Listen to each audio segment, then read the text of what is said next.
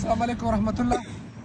موږ د پلیار کې ویډیو چې کوم متاثره خلک دي، موږ د متاثره قوم د تیرونه روان دی او نه صرف 3 غنټې سفر بلکې 3 شپې دوی په دغه سفر کې تیروي.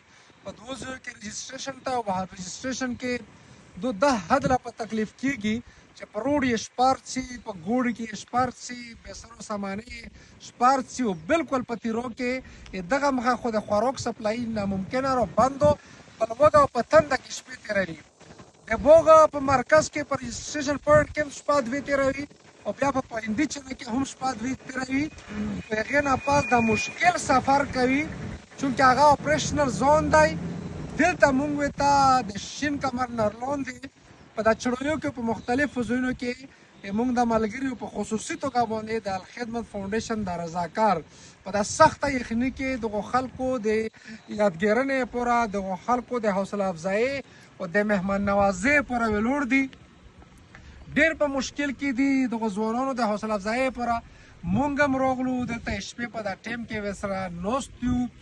دغو د حوصلې پوره او دغو استقامت پوره او دغو د آخرت او دنیا د کامیابۍ پوره د الله رب العزت نه دعا ګویو او یو اپیل دا کوو چې چونکې داسې خلکو ته نه فیل کېږي چې څوک دلته شته نه، چې دا خلک په کم لیول په مشکل او په مصیبات کې دي. دا وړه بچي چې په دا ګوړو په چتونو په دا سامانونو په دا مشکل کې ووینو سړي کیفیت بدلیږي او بیا په تیره کې چې ولته په رجسټریشن پوینټ کې کم بد حال دی. نو دا صورتحال دی په کور دی چې موږ ته کم لیول پورې مالی حیثیت دی چې هغه منډه مرسته وکړو، جانې وي دلته رضاکار راشي، دلته کور وکړي، منډه ترړه وکړي. او اپیل هم په دا قوم باندې داسې دی چې د امتحان وخت دی، د خدمت وخت دی چې موږ د قوم خدمت ته ودرېږو، نه شپه وګورو نه ورځ وګورو نه دا وګورو چې ما توان دی، بلکې چې څومره یې موږ واز دست کېږي چې دغو خلکو خدمت ته ودرېږو او دغو ځوانانو نه الله رب العزت نه دعا ګویو چې الله رب العزت ته دغو دا خدمات او قرباني په خپل دربار کې قبوله کړي. الله مخاط لره. السلام علیکم ورحمت الله.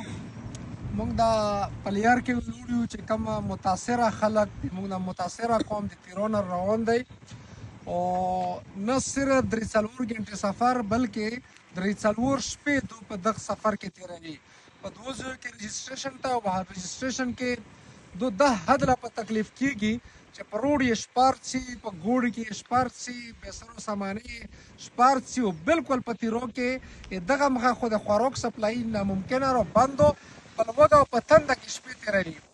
د بوغه په مرکز کې په رجسټریشن پوینټ کې هم شپه دوې تیروي او بیا په پایندي چینه کې هم شپه دوې تیروي. په هغې نه پاس د مشکل سفر کوي چونکې هغه اپریشنل زون دی. دلته موږ ورته د شین کمر نرلاندې په دا چړیو کې په مختلفو ځایونو کې موږ د ملګریو په خصوصي توګه باندې د الخدمت فاونډیشن د رضاکار په دا سخته یخني کې دغو خلکو د یادګیرنې پوره، دغو خلکو د حوصله افزایۍ او د مهمان نوازۍ پوره ویلوړ دي. ډېر په مشکل کې دي دغو ځوانانو د حوصله افزایۍ پوره. موږ هم راغلو دلته شپې په دا ټایم کې ورسره ناست یو. دغو د حوصلې پوره او دغو استقامت پوره او دغو د آخرت او دنیا د کامیابۍ پوره د الله رب العزت نه دعا ګویو او یو اپیل دا کوو چې چونکې داسې خلکو ته نه فیل کېږي چې څوک دلته شته نه، چې دا خلک په کم لیول په مشکل او په مصیبات کې دي.